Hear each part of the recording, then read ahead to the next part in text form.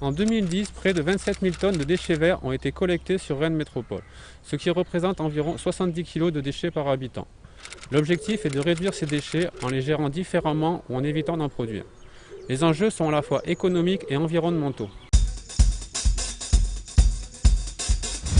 La réduction des déchets verts se conçoit dès la conception et l'aménagement du jardin. Les végétaux seront choisis en fonction de la situation et du temps qu'on souhaite consacrer à leur entretien. Des végétaux à faible développement, tels que les azalées, les bruyères ou les spirées, seront placés à proximité de la maison ou des circulations, tandis que les végétaux à forte croissance ou à croissance rapide seront placés un peu plus loin, au fond du jardin, ou des endroits leur permettant de se grandir correctement et de réduire les interventions de taille. La gestion différenciée est une façon d'entretenir son jardin afin de limiter le volume de déchets générés. Les abords de la maison seront entretenus fréquemment, tandis que plus on s'éloignera, plus les végétaux seront laissés libres. De la même façon que tous les arbustes de votre jardin ne seront pas entretenus à l'identique en fonction de leur situation, il est possible d'entretenir différemment sa pelouse. Plus vous vous éloignerez de la maison, plus les tontes pourront être espacées, plus la hauteur de tonte pourra être relevée. Il est aussi possible de mulcher ou d'éjecter la pelouse en la laissant directement sur place. Ceci réduira vos déchets et permettra de nourrir votre gazon.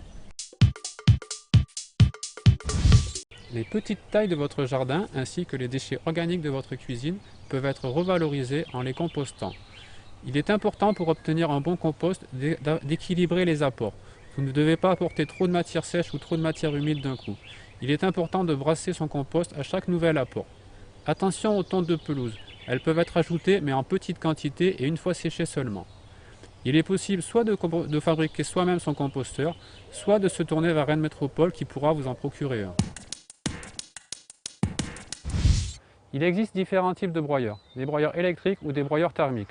Le choix sera en fonction de la taille de votre jardin et des végétaux qui ont été implantés. Le broyage permet de réduire considérablement le volume des déchets à gérer. Il est possible de réutiliser ce broyage en tant que paillage, soit dans vos massifs, soit au pied des haies.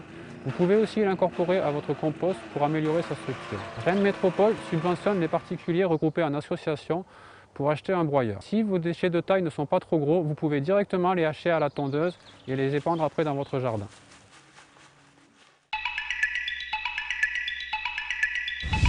Le broyage ainsi obtenu peut être utilisé dans vos massifs en tant que paillage.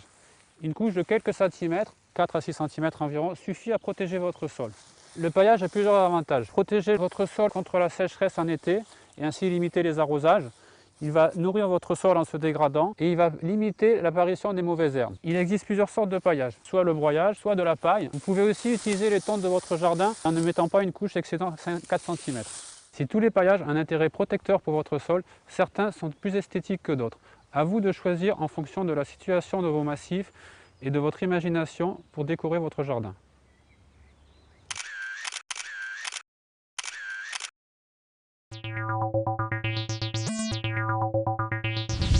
Il est important de favoriser et d'accueillir la biodiversité dans votre jardin. Pour cela, pensez à créer divers aménagements. Réalisation d'une mare, création d'un muret de pierre sèche. Vous pouvez créer des abris à insectes. Il est aussi important de limiter, voire de réduire l'usage des produits phytosanitaires très nocifs pour l'environnement. Pour le désherbage de vos circulations aux terrasses, plusieurs alternatives au désherbage chimique sont possibles. Bien entendu, il existe le désherbage manuel, mais il est aussi possible d'utiliser soit de l'eau bouillante directement sur les végétaux, soit l'utilisation d'un brûleur thermique est possible.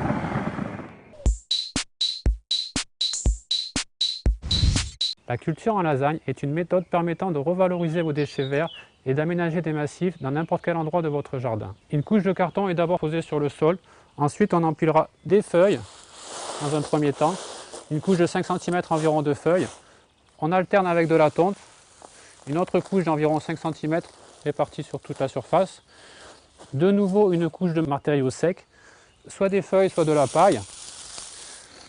Ensuite, on remettra une nouvelle couche de tonte et pour finir, une couche de 10 cm de compost sur la surface. Il est important de bien arroser lors de la création de la lasagne. Rennes Métropole organise des formations gratuites sur la gestion et la réduction des déchets organiques.